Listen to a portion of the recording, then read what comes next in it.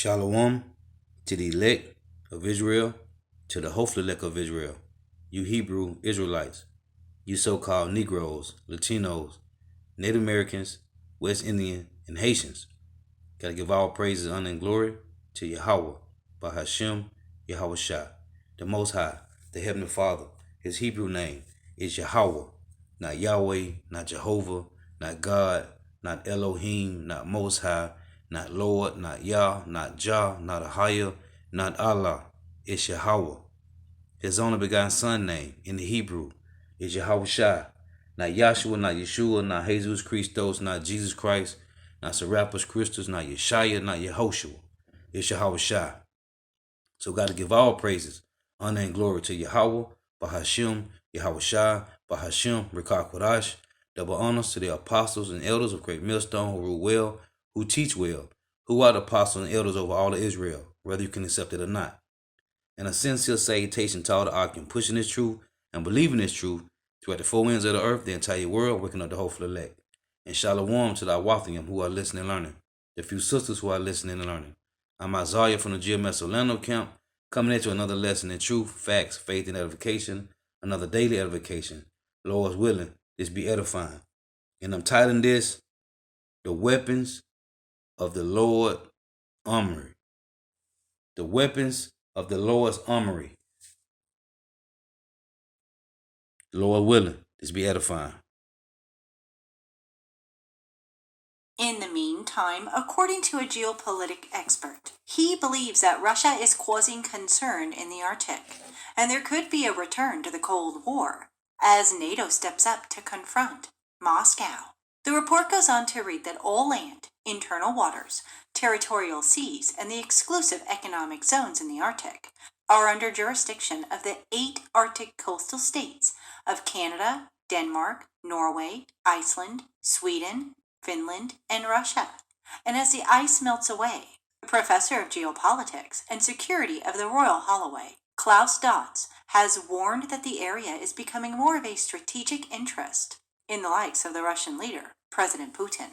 He stated that the UK is working closely with the US and Norway, and we've seen various military exercise, and a British submarine recently joined the Americans in the under-ice operations. We're going to be investing more in what is called domain awareness, so more patrolling above and below the surface of the North Atlantic.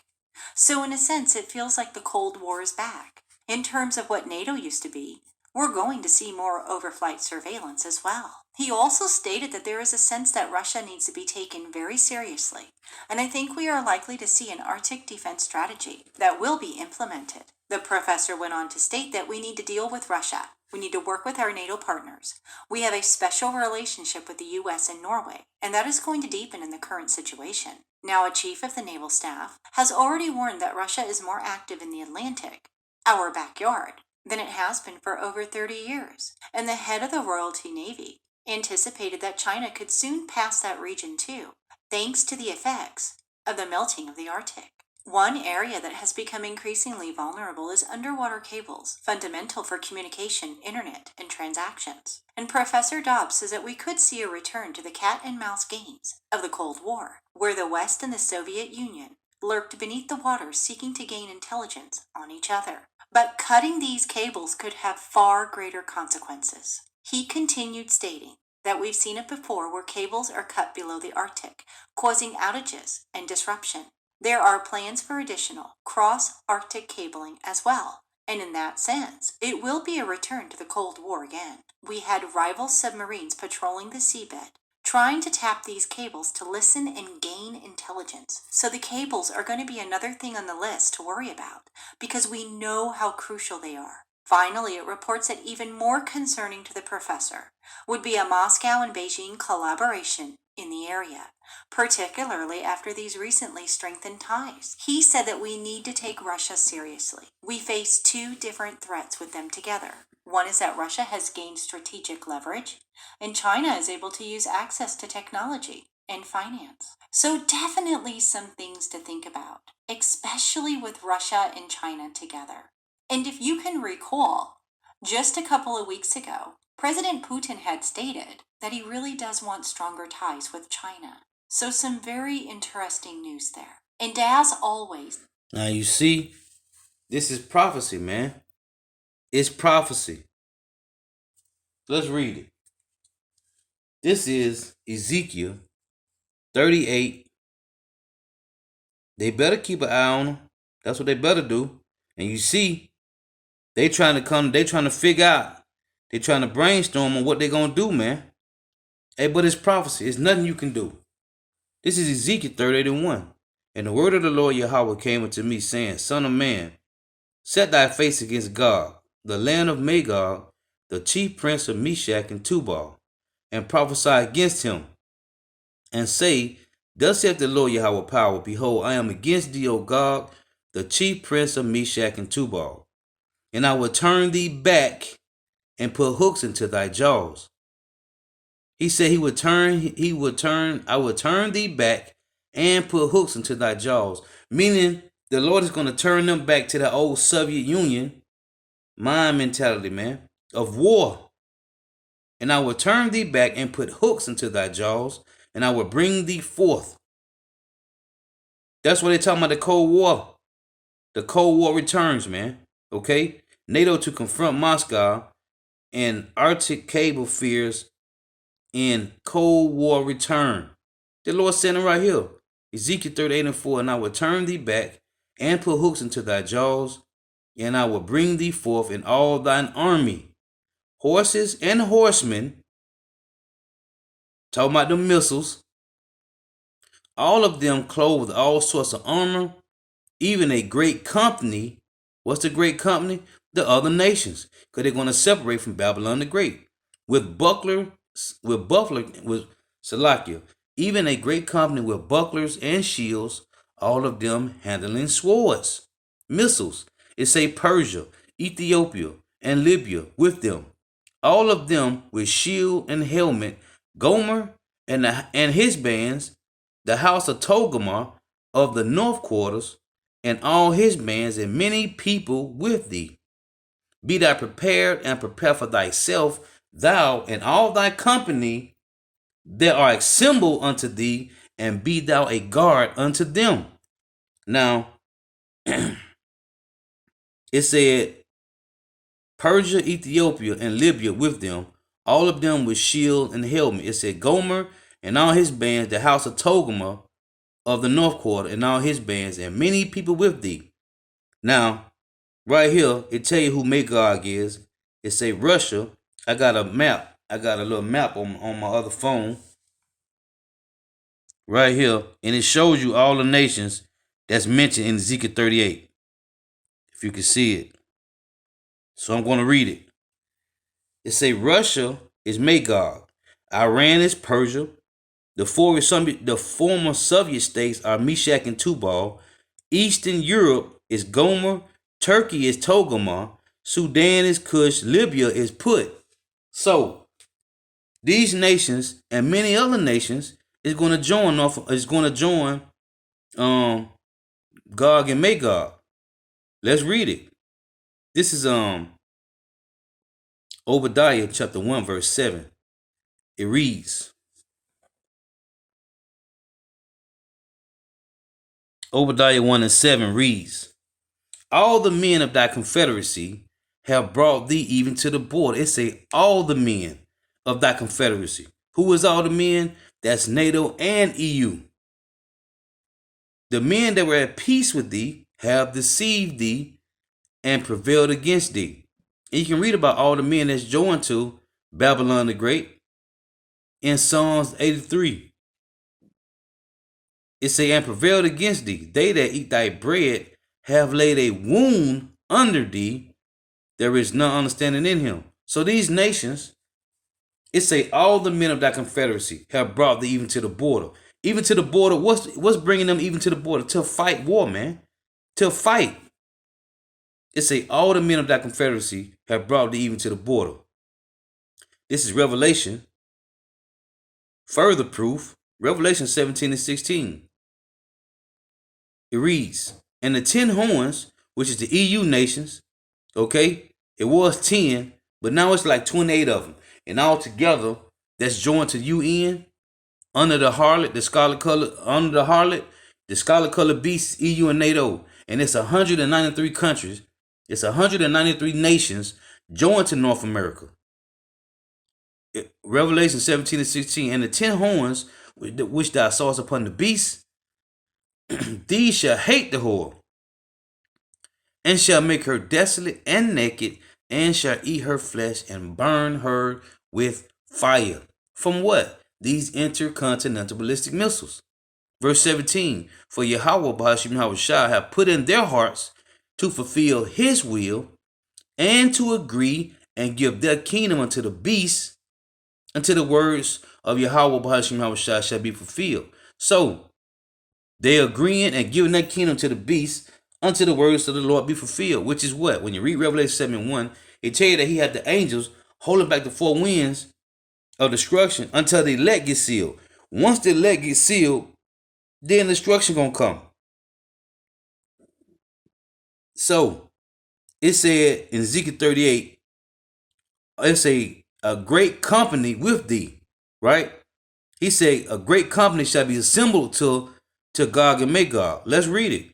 It's Jeremiah 50:9. It reads, for lo, I will raise and cause to come up against Babylon an assembly of great nations from the north country, and they shall set themselves in array against her. From thence shall she be taken. Their arrows shall be as of a mighty expert man. None shall return in vain. Hey, so you better watch Russia, because they the ones that the Lord finna raise up. Now let's play this.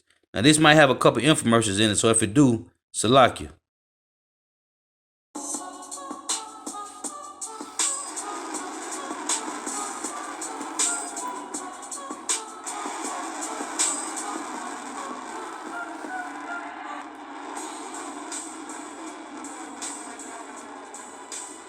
Russia managed to overtake and surprise its opponents by nearly 24 months ago. Putin introduced to the world more than 2 hypersonic missiles, as well as a hypersonic launch system. BulgarianMilitary.com listened to the radio interview of the Russian military expert Igor Korchenko, who announced on Radio Sputnik that the Russian military industry was already testing a missile system capable of shooting down enemy hypersonic missiles. According to him, the S-300B4 system has already managed to do this. A few months ago, tests were conducted with it, which took place in several stages, according to the expert, and the missile system has shown the ability to intercept and shoot down operational tactical and, most importantly, hypersonic missiles, even foreign, which are known that they are in the final stage of development and testing. We remind you that in addition to Russia, hypersonic missiles are being developed in the EU and the USA, Japan, China, and India has the BrahMos subsonic missile, which is a joint development with Russian military engineers. According to Igor Korchenko, the ability of the S-300B4 to cope with complex tasks is due to a newly developed ammunition, which has a range of up to 400 kilometers. The potential enemy has no chance are the words of the former commander of the anti-missile forces of the Russian Federation, Lieutenant General Adidbijev, and the new ammunition can provide more than perfect protection of Russian territory against the so-called modern missiles, and for quite a long time. Period of time. Now did you hear it said that he's supplying these nations with these intercontinental ballistic missiles? What does Ezekiel 38 say? Prepare thyself and be a guard unto them. To who? The other nations, man. Okay? All the nations that's going to leave Babylon the Great, like it said in Obadiah 1:7. All the men of thy confederacy have brought thee even to the border. This is prophecy, man. You can't make this up. You can't beat around the bush, man. And let's read this real quick. Isaiah 54:16. Behold. Igor Korchenko said on Sputnik Radio that the new missile system has already been presented at the Army 2020 exhibition. Isaiah 54:16. Behold, I have created the smith that bloweth the coals in the fire. What is a smith? They create weapons, man. Daggers, knives, swords, all type of weapons, shields, everything, man. Behold, I have created the smith that bloweth the coals in the fire, and that bringeth forth an instrument for his work, and I have created the waster to destroy. This is a waster that we're looking at right now. That's a waster. Which took place this year in Russia. He also said that Russia has already developed an export version of the system, which will be named Abakan. According to the expert, given the high cost of Russian air defense systems S-400, the exported version of S-300B4 already has a significant advantage in international markets, and will give future customers a very high quality of performance of tasks, and the systems can be quickly produced, i.e. countries that urgently need a quality air defense system will be able to order this one. The Lord put a spirit on these German scientists, which are the Smiths, that created these. First they created the atom bomb, then they split the atom. Now they have nuclear capability. Intercontinental ballistic missiles, man. You have bug outs talking about in Revelation 9 and 16, talking about angels. No, man. It's talking about the weapons of the Lord indignation, which I'm going to read, Lord willing. The United States has lagged behind in developing a hypersonic rocket after several tests of the prototype failed at the end of last year and earlier this year. However, in recent months, Washington has managed to catch up little by little, and according to Pentagon officials, the United States will have a hypersonic missile in 2023. Hey, you know why it said they lagging behind? What did it say? It said, is their wisdom perished? Is it vanishing? Yes, it is, man. It's vanishing. Actually, the question of which forces will receive the first hypersonic weapon is on the agenda. According to Robert O'Brien, an advisor to U.S. President Donald Trump, the ground and naval forces will be the first to acquire the new U.S. missiles. The American edition of Defense News writes that the submarines of the Virginia and Zamwell class will be the first watercraft to be adapted and equipped with missiles.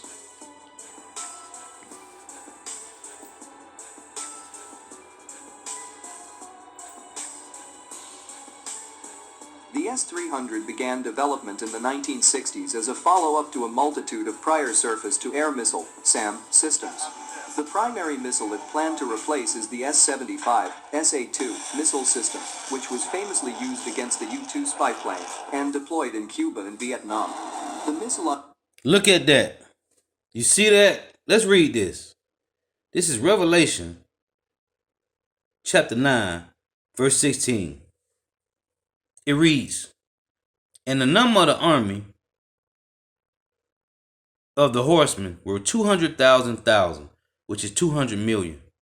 And I heard the number of them, and thus I saw the horses in vision, and them that sat on them, having breastplates of fire, jacinth, and brimstone, and the heads of the horses were as the heads of lions. Talking about the warheads, right? The tip of the missile. And out of their mouths issued fire and smoke and brimstone. By these three was the third part of men killed, by the fire and by the smoke and by the brimstone which issued out of their mouths, the warheads. For their power is in their mouth and in their tails, for their tails were like unto serpents. Look at this. For their tails were like unto serpents. Why? Because of the smoke trail from the missiles. Look at this. Underwent testing in the 1970s and entered service in 1978. Does that not look like a serpent? Come on, man. Let's read again. Revelation 9 and 19. For their power is in their mouth. Let's play this back a little bit. For their power is in their mouth and in their tails, for their tails were like unto serpents and had heads, and with them they do hurt. Look at this. Missile underwent testing in the 1970s and entered service in 1978. The Serpents. primary improvement of the S-300 compared to earlier systems would be the ability to be multi-channel, to utilize multiple guidance beams to guide missiles to different targets simultaneously.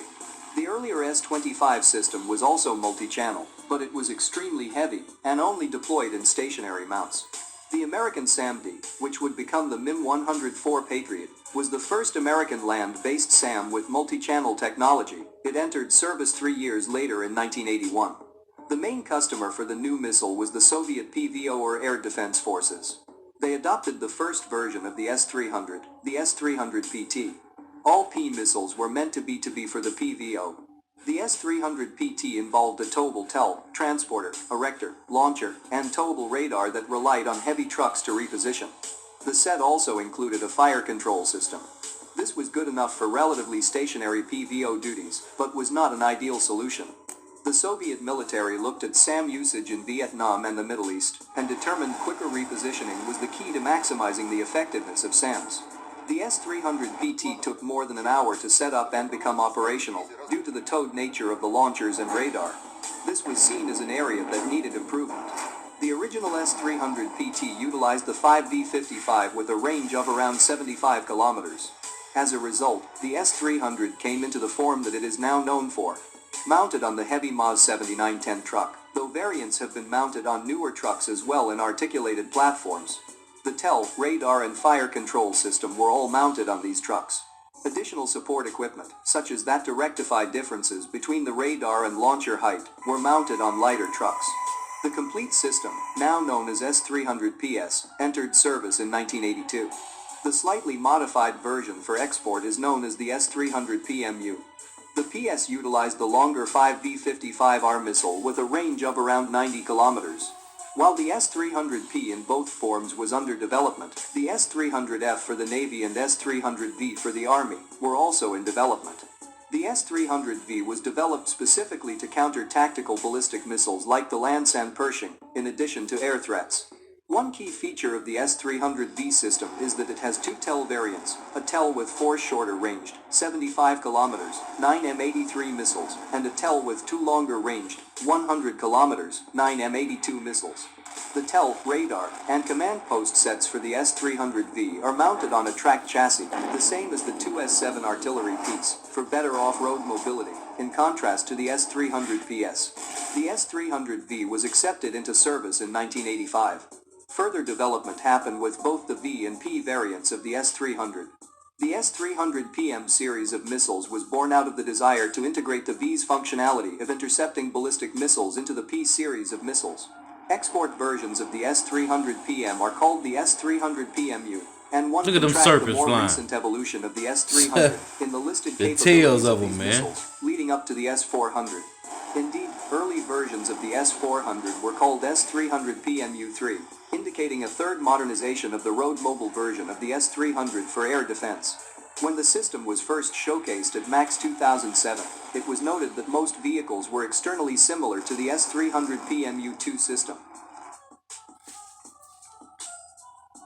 Then you got these guys talking about, we don't supposed to be talking about the missiles, the weapons of the Lord's armory.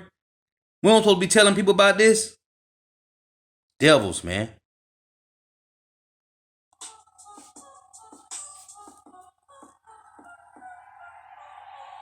However, advances in missile and radar technology make the 2x advance versus prior missile systems likely possible in the S-400. The new radars used in the S-400 make it likely very capable versus almost all air targets. Another key aspect of the S-400 is the ability to use 4 different types of missiles with different weights and capabilities, allowing the system by itself to form a large portion of a layered air defense. This makes the S-400 a more flexible system. It also can utilize missiles employed by earlier S-300 variants. The new missiles for the S-400 predictably extend the range even further, out to 240 kilometers versus aerial targets, an incremental upgrade from the S-300PMU-1, which could go out to 150 kilometers, and the S-300PMU-2, which could go out to 200 kilometers. Newer missiles like the 40N6 can even boost the range out to 400 kilometers for the S-400. What does this mean about the S-400? At its heart, it's still a relatively road mobile system designed for air defense forces.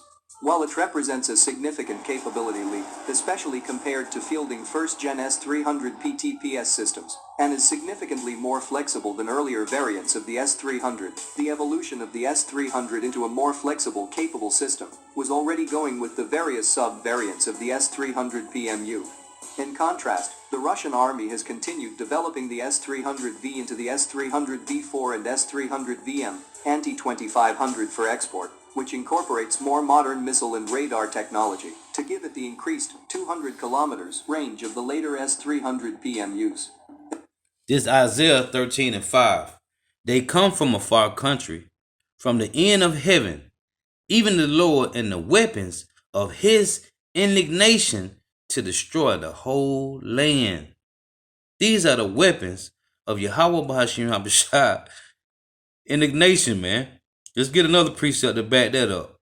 Jeremiah chapter 50 and 25 reads, The Lord, Yahweh Bahashim Habashah, have opened his armory and have brought forth the weapons of his indignation, for this is the work of the Lord Yahweh Bahashim Habashah of hosts, power of hosts, in the land of the Chaldeans. Let's get this. Joel chapter 2 and verse 4. It reads, Joel, John the Revelator, Isaiah saw the same vision, man. Okay? Jeremiah saw the same vision about these intercontinental ballistic missiles. Joel 2 and 4. The appearance of them is as the appearance of horses, and as horsemen, so shall they run. Like the noise of chariots on the top of mountains, shall they leap. Like the noise of a flame of a fire that devoureth the stubble, as a strong people set in battle array. Hold on. Let's get the precept of that. Isaiah chapter 9, verse 5 reads, For every battle of the warrior is with confused noise, and garments rolled in blood. That's how they fought in the ancient time. Like when you think about Alexander the Great, when he went across the breadth of the earth and conquered the world with what? Swords, shields, daggers, right? Because they fought up close in person. Like right up close, stabbing, all that. So it said, for every battle of the warriors with confused noise and garments rolled in blood. But this shall be with burning and fuel of fire. What? It said, but this shall be with burning and fuel of fire. What is the this that shall be with burning and fuel of fire? Revelation chapter 11 and verse 14 reads, The second woe is past, and behold, the third woe cometh quickly. So that third woe is what? The this that shall be fought with burning and fuel of fire. Again, Isaiah 9 and 5. For every battle of warriors with confused noise and garments rolled in blood, but this shall be with burning and fuel of fire. Okay? That's what it's talking about in Joel. Let's read it again. Joel 2 and verse 5. Like the noise of chariots on the top of mountains shall they leap, like the noise of a flame of fire, Salakia, like the noise of a flame of a fire that devours the stubble, as strong people set in battle array. Before their face, the people shall be much pained. All faces shall gather blackness. They shall run like mighty men. They shall climb the wall like men of war, and they shall march every one on his way, and they shall not break their ranks. They're going to fly in orderly formation, like when they're getting shot out of the silos. Neither shall one thrust another. They shall walk every one in his path, and as you see them flying off. And when they fall upon the sword, they shall not be wounded. They shall run to and fro in the city. They shall run upon the wall. They shall climb up upon the houses. They shall enter in at the windows like a thief. That vacuum seal, man. The earth shall quake before them. What can make the earth quake? The earth shall quake before them. The heavens shall tremble. The sun and the moon shall be darkened, and the stars shall withdraw their shining. What can make the earth tremble, and the sun and the moon shall be darkened, and the stars shall withdraw their shining? What can do this? The intercontinental ballistic missiles, when they hit, it's going to make a mushroom cloud. Let's read it. Isaiah 34, to read the point. Isaiah 34 and verse 4. It reads, They're slain, Isaiah 34 and 4, Salakia, and all the hosts of heaven shall be dissolved.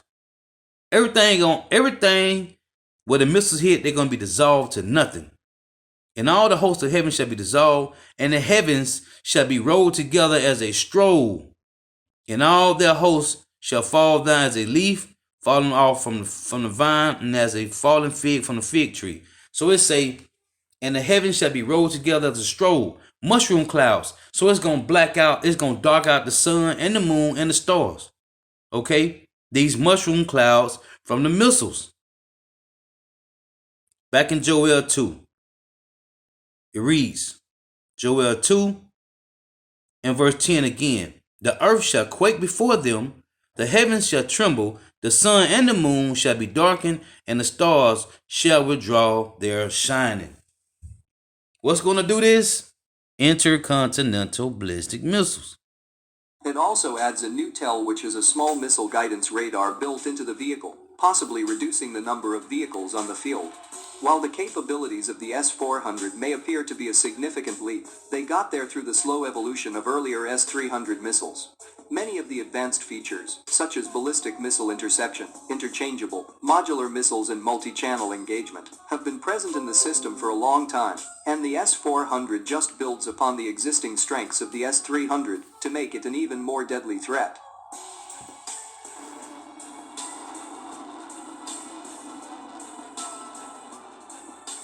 Mushroom clouds, man. Okay?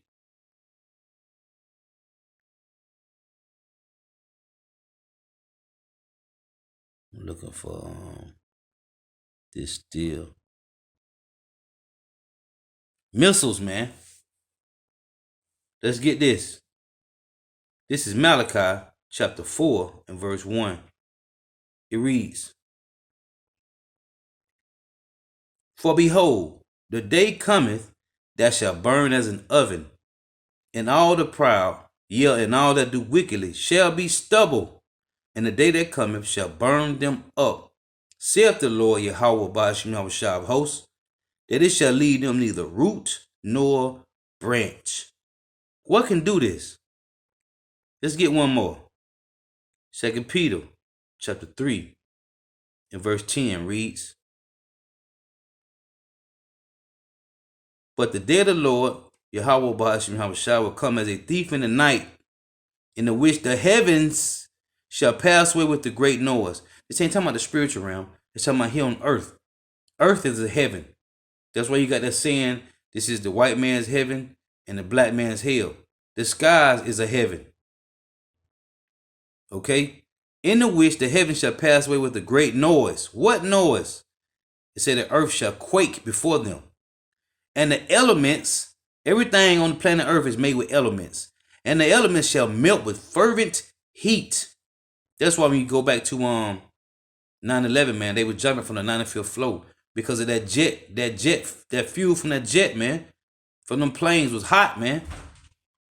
It say, and the elements shall melt with fervent heat. The earth also and the works therein shall be burnt up. Seeing then that all these things shall be dissolved, what manner of persons are ye ought to be in our holy conversation?